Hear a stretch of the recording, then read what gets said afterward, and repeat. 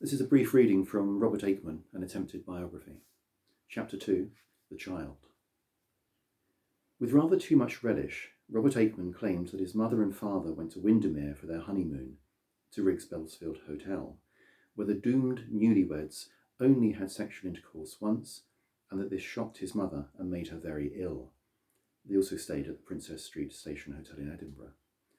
Aickman doesn't say that his mother was in any way reconciled to the resultant pregnancy, but he does claim that she had wished for a daughter. Robert only added to her woes by being a boy. The newlyweds lived at first at 9 Hill Road, St John's Wood, London, before moving to 77 Fellows Road, Hampstead, where Robert Fordyce Aickman was born on the 27th of June 1914. It can't have helped his mother's fragile state that her baby apparently fell immediately ill.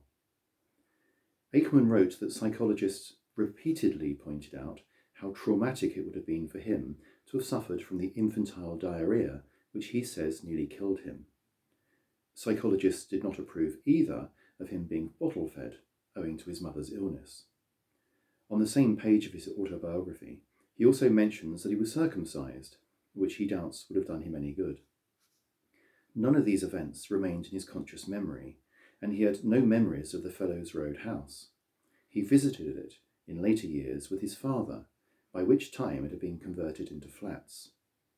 Aickman wrote that there was some doubt about which of the rooms he had been born in, and this was another link between himself and Shakespeare.